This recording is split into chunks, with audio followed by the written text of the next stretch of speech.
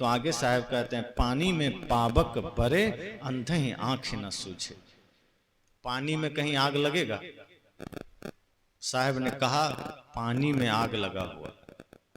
उल्टी बात साहब कर रहे हैं, कर तो उल्टी रहे हैं पर है सीधी। साहब कह रहे हैं कि पानी में पावक जरे, पानी में आग लगा है और अंधों को सूझ नहीं रहा है, आंख के अंधों को। अब यहां पानी क्या है? साहब ने पानी किसे कहा है ये समझना है। वो बाहरी जल की बात नहीं कर रहे, वो पानी शब्द इस्तेमाल तो कर रहे हैं, प्रयोग तो कर रहे हैं, लेकिन पानी का अर्थ साहब का कुछ और है। जैसे पानी शीतल होता है, उसकी प्रकृति क्या है? जल की प्रकृति शीतल है, उसका स्वभाव शीतल है। आप उसे गर्म भी कर दीजिए वो शीतल ही रहता है। जैसे कहीं आग लगी हो और आप पानी को 100 डिग्री तापमान पर गर्म कर दीजिए और उस खौलते हुए पानी को आग पर डालिए तो आग बुझेगी कि नहीं? पानी गर्म है बाहर से, लेकिन उसकी मूल प्रकृति शीतल है, इसलिए जल ने आग को बुझा दिया। अर्थात जल की शीतलता को उससे भिन्न नहीं किया जा सकता। कितनी भी आग लगी हो, गर्म जल भी आप डालिए तो आग बुझ जाती है। मतलब साफ है कि जल की प्रकृति शीतल है। तो साहब ने यहां जो कहा कि पानी में पावक बरे, इसका मतलब क्या हुआ? पानी का अर्थ साहब ने लिया आत्मा से, जीव से, कि जिस प्रकार पानी शीतल होता है, इसी प्रकार हम सब की जो आत्मा है, मैं हूं, ये जीव है, ये शीतल है, इसकी प्रकृति शीतल है। जीव का स्वरूप क्या है? ज्ञान। जीव का स्वरूप ज्ञान है और ज्ञान का परिणाम क्या है? सत्य, अहिंसा, प्रेम, करुणा, दया, क्षमाशील, संतोष। अर्थात ये सारी चीजें शीतल है, शांत है, आनंदमय है, चिन्मय है। और साहब कहते हैं ये आत्मा जो कि स्वभावतः शीतल है, ये आत्मा जो कि प्राकृतिक रूप से शांत है, शीतल है, हुआ क्या है? पावक बरे। ये आत्मा है तो शीतल स्वभाव से, ये आत्मा है तो शांत स्वभाव से, लेकिन जगत में रचने पचने के कारण ये जो मन वहां से क्रोध की अग्नि जला रखा है, काम की अग्नि जला रखा है, ईर्ष्या द्वेष की अग्नि जला रखा है, और ये शीतल आत्मा उसी काम, क्रोध, लोभ, मोह की अग्नि में जल रहा है। तो शीतल, लेकिन इसमें क्रोध की अग्नि जल रही है, लोभ की अग्नि जल रही है। साहब ने कहा और ये विवेकहीन आदमी देख नहीं रहा है।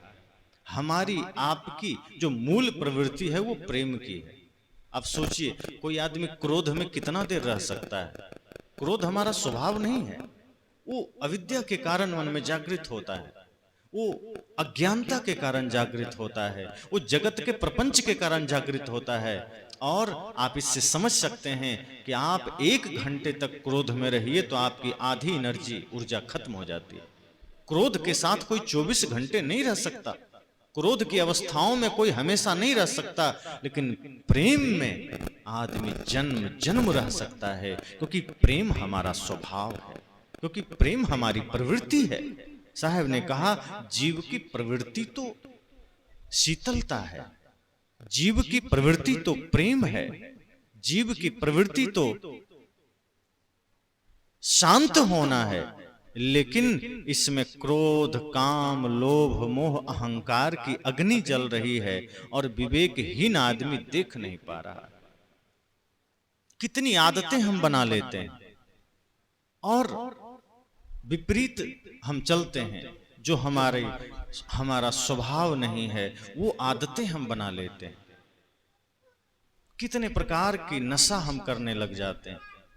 जो जीव इन सारी आदतों की आग में जलता है, जैसे जो आदमी कभी बीड़ी पिया ही नहीं, कभी बीड़ी का रहस्य जाना ही नहीं, वो कभी उसके लिए व्याकुल नहीं होता है।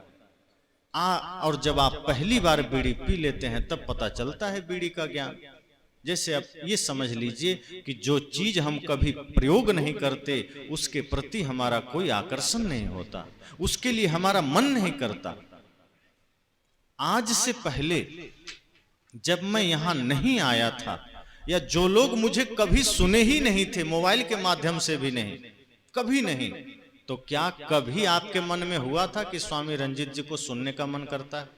जब आपने जाना ही नहीं, सुना ही नहीं, तो कभी ये मन में ख्याल आया था? क्यों? क्योंकि आप मुझे जानते ही नहीं थे। लेकिन जब आपने मुझे सुना, तब आपने कहा उनको सुनने का मन करता है। अर्थात जब मुझसे परिचय हुआ तो मेरा वाला मन आपका बन गया। जब कभी आप चाय नहीं पीते थे तो आप कभी नहीं कहते थे कि चाय के बिना सिर में दर्द हो रहा है। जो आदमी कभी दिल्ली गया ही नहीं, वो उसकी व्याख्या नहीं कर सकता कि क्या करें, बहुत दिल्ली की याद आ रही। जब गया ही नहीं तो याद कैसे आएगी? आप बहुत से ऐसे देश है जहां बहुत लोग नहीं गए होंगे, कभी कहते हैं क्या करें, वहां का आदमी की बड़ी याद आ रही। जहां आप जाते हैं, जिससे जुड़ जाते हैं, वो वासना तैयार हो जाती है, वो बंधन तैयार हो जाता है, और फिर उसी की आग में हम जलते हैं। साहब कहते हैं ये जीव आदतें बना लिया है। ये जो विकार हमारे चारों तरफ घेरा डाल रखा है, ये जो विकारों की सेना हमारे चारों तरफ खड़ी है, हम इसे अपना मित्र समझने लगे हैं। और जो सच में हमारा मित्र है, सत्य अहिंसा प्रेम करुणा, इसको हमने दुश्मन समझ के साइड कर दिया। और इनके वजह से हमारे जीवन में बुरी आदतें आ गई है। बीड़ी, गुटखा, सिगरेट, मांस, मदिरा, झूठ, छल, और इनकी आदतों की आग में हम सदा जल रहे हैं। ये जीव सदा जलता है, और हम इतने कमजोर हैं कि हम उसके आगे नतमस्तक हो रहे हैं, हम उसके आगे धाराशायी हो रहे हैं, हम कमजोर बन रहे हैं। जैसे अभी कुछ दिन पहले तक पाकिस्तान भारत से कमजोर है कि नहीं? लेकिन वो भारत को कितना क्षति पहुंचाता था, वही आंख दिखाता था, भारत घबराता था। पहले वही चढ़ा हुआ रहता था, और अब डरा हुआ रहता है। अब वो अपने आप को बचाने में लगा हुआ है। पहले वो चिल्लाता था कश्मीर हमारा है, अब वो कहता है नहीं नहीं पाकिस्तान हमारा है, बस इतने बचा लें ठीक।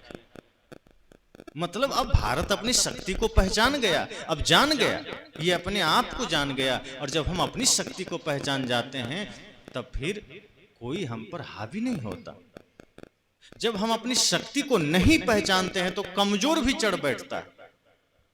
आगे साहब ने कहा है, गाय तो नाहर खायो, गाय मतलब गाय, और नाहर का अर्थ यहां है शेर, सिंह। तो जगत में प्रत्यक्ष तो ये देखा जाता है कि शेर गाय को खा लेता है, लेकिन साहब कह रहे हैं नहीं, गाय ने ही शेर को खा लिया है। अब ये कहीं होगा? होता है ऐसा? गाय शेर को खाएगी? पर साहब क्यों ऐसा कह रहे हैं? गाय है कमजोर पक्ष, शेर के आगे वो कमजोर है, और शेर है मजबूत। अक्सर शेर हावी होता है गाय पर, शेर ही खा जाता है। पर साहब कह रहे हैं नहीं भाई, यहां तो सब उल्टा हो गया है। यहां तो गाय ही शेर को खा गया है, खा गई है, शेर का भक्षण कर गई है। यहां शेर दुबक गया है, वो कमजोर पड़ गया है। जैसे पहले पाकिस्तान मजबूत होकर भारत को सताता था, उसी तरह गाय शेर को सता रही है, गाय ही हमला कर रही है। और शेर का क्या हो रहा है? बेचारा डरा सहमा, व्याकुल विचलित होकर के नतमस्तक है, सिर झुका दिया है, वो अपनी शक्ति पहचान ही नहीं रहा है। जैसे कहावतों में आती है ना बात, एक शेर का बच्चा झुंड से बिछुड़ गया तो गीदड़ के संग में लग गया। तो गीदड़ ने देखा है तो शेर, लेकिन बच्चा है, धीरे धीरे अपना स्वभाव उसमें डालने लगा। और बेचारा शेर का बच्चा है तो शेर, लेकिन अब संग पढ़ करके वो भी गीदड़ जैसा ही बन गया, वो भी वैसे ही चलने लगा, वैसे आवाज करने लगा, वैसे ही सब कुछ। एक दिन शेर ने देखा इस झुंड में हमारा आदमी वहां क्या कर रहा है, क्या लगता है ये लोग धोखा किया है इसके साथ, इसके भीतर की शक्ति को दबा दिया है, इसको कुछ तो किया है। तो वो उस झुंड में जोर से चिल्लाया, तो गीदड़ तो भागने ही लगा, वो बेचारा शेर भी भागने लगा। जो बच्चा था थोड़ा बड़ा हो चला था, वो भी डर से भागने लगा। शेर दौड़ करके उसको पकड़ लिया, कहा तुम कहां जाते हो? वो भी डर गया, शेर हमको खा जाएगा। उसको पता ही नहीं था कि आज वो अपने आप से परिचय होने वाला था। तो शेर कि भेड़िया गीदड़ के साथ साथ शेर भी भागने लगा, लेकिन जो बड़ा शेर था उसने उसको दबोच लिया। कहा तुम भाग क्यों रहे हो? कहा आप खा जाएंगे इसलिए हम भी भाग रहे हैं। कहा तुमको क्यों खाएंगे, तुम और हमें कोई अंतर थोड़े। कहा नहीं हम तो गीदड़ हैं। कहा नहीं, गीदड़ को तो जान रहे हो ना चेहरा कैसा है। उसको पकड़ के ले गया कुआं में दिखाएगा, देखो चेहरा। वो देखता है तो जैसा वो है वैसा हम है। कहा तुम वही हो जो मैं हूं, मैं वही हूं जो तुम हो, हम दोनों में कोई फर्क नहीं है। तुम संगत के कारण गीदड़ बन गए थे, सियार बन गए थे, हम तुम में कोई फर्क नहीं। और ये फिर दहाड़ा का तुम भी ऐसी आवाज निकालो, गीदड़ की तरह मत निकालो। फिर उसने अपने भीतर से वही शेर वाली आवाज निकाला। अब दूसरे दिन से वो गीदड़ समझ गया कि ये शेर जागृत हो गया, फिर वो हावी हो गया। यही हमारे साथ होता है।